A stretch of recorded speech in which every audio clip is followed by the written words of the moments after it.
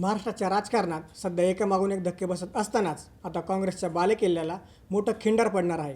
दिवंगत नेते व माजी खासदार राजू सातव यांच्या पत्नी प्रज्ञा सातव या भाजपमध्ये प्रवेश करणार असल्याची मोठी बातमी समोर येत आहे. प्रज्ञा सातव सध्या विधान परिषदेचे आमदार आहेत.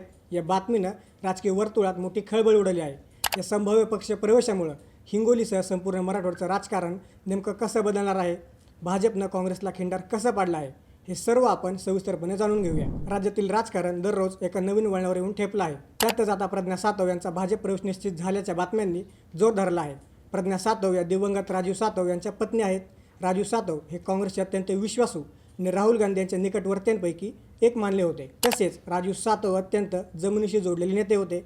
तसंच राजू सातव यांनी पंचायत समिती सदस्य, जिल्हा परिषद सदस्य, विधानसभा सदस्य, लोकसभा सदस्य आणि राज्यसभा सदस्य म्हणून देखील काम केलं होतं. 2014च्या मोदी लाटेत महाराष्ट्रात काँग्रेस पक्षाचे केवळ 2च खासदार निवडून आले होते. त्यामध्ये राजू सातव यांचा समावेश होता. पण कोविडमुळे त्यांचं निधन झालं होतं. त्यांच्या निधनानंतर प्रज्ञा सातव यांना काँग्रेसनं विधान परिषदेवर संधी दिली होती. 2021ला पहिल्यांदा प्रज्ञा सातव यांना काँग्रेसनं विधान परिषदेवर संधी दिली होती. त्यानंतर 2024ला पुन्हा एकदा त्यांना संधी देण्यात आली होती. त्यांचा कार्यकाळ 2030पर्यंत होता. मात्र गेल्या काही काळापासून त्या काँग्रेसमध्ये काहीशा नाराज असल्याची चर्चा सातत्यानं दबक्या आवाजात सुरू होती.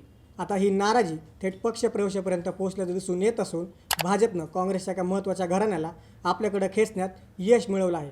हिंगोली जिल्ह्यात सातव कुटुंबाचा मोठा प्रभाव आहे. प्रज्ञा सातव यांच्या भाजप पक्ष प्रवेशामुळं काँग्रेसची या भागातील ताकद पूर्णपणे कमी होण्याची दाट शक्यता आहे. मिळालेल्या माहितीनुसार भाजपच्या वरिष्ठ नेत्यांशी त्यांची चर्चा अंतिम टप्प्यात असून लवकरच अधिकृतपणे त्या हाती कमळ घेणार आहेत. या निर्णयामुळं केवळ हिंगोलीच नाही तर मराठवाड्यातील काँग्रेसच्या गोटात मोठं चिंतेचं वातावरण पसरलेलं आहे. प्रज्ञा सातव यांनी पक्षांतर केल्यास काँग्रेससाठी हा केवळ एक आमदाराचा तोटा नसेल तर राहुल गांधी यांच्या जवळच्या कुटुंबाचं पक्षातून जाणं हा मोठा नैतिक पराभव देखील ठरणार आहे. भाजपनं गेल्या काही काळापासून काँग्रेसमधील बड्या नेत्यांना आपल्याकडे वळवण्याचं धोरण आक्रमकपणे राबवलेलं दिसत आहे.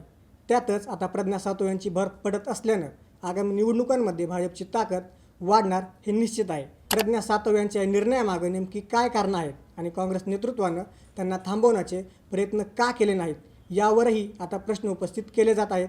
महाराष्ट्राच्या या बदलत्या राजकीय समीकरणामुळे येणाऱ्या काळात राज्याच्या राजकारणात मोठे फेरबदल पाहायला मिळतील यात कोणतीही शंका नाही. आमदार प्रज्ञा सातव यांच्या या पक्षप्रवेशाबद्दल तुम्हाला काय वाटतं?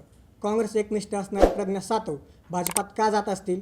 तुमचं मत आम्हाला कमेंट्समध्ये नक्की सांगा आणि अशाच राजकीय बातम्यांसाठी थोडक्यातला नक्की सबस्क्राईब करा.